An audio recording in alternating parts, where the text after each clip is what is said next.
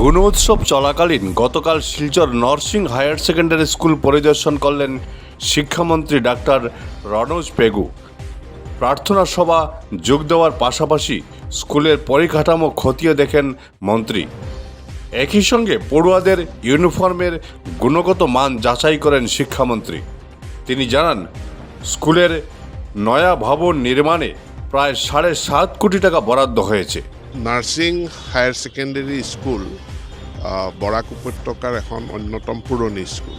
গতিকে এই স্কুলখনত এটা নতুন ভৱন বনোৱা চৰকাৰে ইতিমধ্যে পৰিকল্পনা কৰিছে আৰু শিলচৰ কেবিনেটতো ইয়াৰ সিদ্ধান্ত হৈছিলে।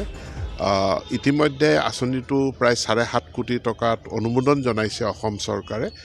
হয়তো টেণ্ডাৰ ইতিমধ্যে আমি PWDক ইয়াৰ দায়িত্ব দিছোঁ নিৰ্মাণ কৰাৰ কাৰণে। গতিকে কোন স্থানত নিৰ্মাণ হ'ব, কেনেকৈ হ'ব, সেইটো মই আজি ছাইটটো পৰিদৰ্শন কৰোঁ। একেলগতে আজি গুণোৎসৱ আৰম্ভ হৈছে। এইটো আমাৰ 3rd ফেজ আৰু মানে লাষ্ট ফেজ। এই লাষ্ট ফেজত প্ৰায় 10 লাখ ছাত্ৰ ছাত্ৰীৰ গুণোৎসৱৰ মূল্যায়ন হ'ব।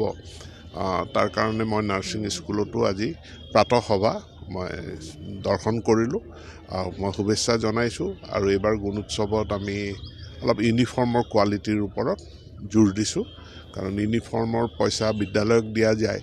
গতিকে যিটো স্পেচিফিকেশ্যন দিয়া যায় সেইটোৰ ভিতৰতে যাতে তেওঁলোকে ইউনিফৰ্মসমূহ ক্ৰয় কৰে আৰু ইউনিফৰ্মৰ ৰেণ্ডম লেবৰেটৰী টেষ্ট হ'ব মেটেৰিয়েলটোৰ। নিশ্চিতভাৱে, কাৰণ এইটো দেখা যায় তেওঁলোকে যদি অলপ প্ৰচেষ্টা চলায় যে ৰিটেইল প্ৰাইচৰ লগত যদি আপুনি মিলাব যায়, নিমিলে।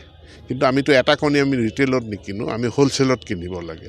আৰু হ'লচেলত কিনিলে আমি চৰকাৰে যি প্ৰাইচ দিছে সেই প্ৰাইচৰ ভিতৰত হৈ যায়। আৰু ইয়াত কুকিঙৰ খৰচটো বেলেগে দিয়া যায়, মেটেৰিয়েল কষ্ট বেলেগে দিয়া যায়। চাউল চৰকাৰৰ তৰফৰ পৰা FCI চাউলটো যোগান ধৰে। গতিকে সামগ্ৰিকভাৱে SMDC এই সম্পৰ্কে সিদ্ধান্ত ল'ব লাগে। সকলো স্কুলে এই ধৰণে চলাই আছে ভালকৈ। টেলি ক্লাছৰুম দিয়া হৈছে, স্মাৰ্ট ক্লাছৰুম দিয়া হৈছে আৰু বিশেষকৈ কেতিয়াবা কোনো বিষয়ত শিক্ষক উপস্থিত থাকিব নোৱাৰিলে, এবচেণ্ট থাকিলে বা টিচাৰৰ শ্বৰ্টেজ থাকিলে আমাৰ এই টেলি এডুকেশ্যন বা স্মাৰ্ট ক্লাছৰুমৰ পৰা তেওঁলোকে যাতে ছাত্ৰ ছাত্ৰী উপকৃত হয়। ইয়াৰে যিটো টেলি এডুকেশ্যনৰ ক্লাছৰুম এইটো খুব সৰু।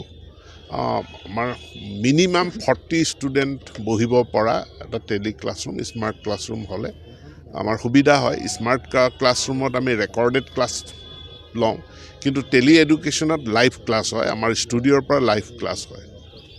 ব্যুৰো ৰিপোৰ্ট, বৰাক ভিছন।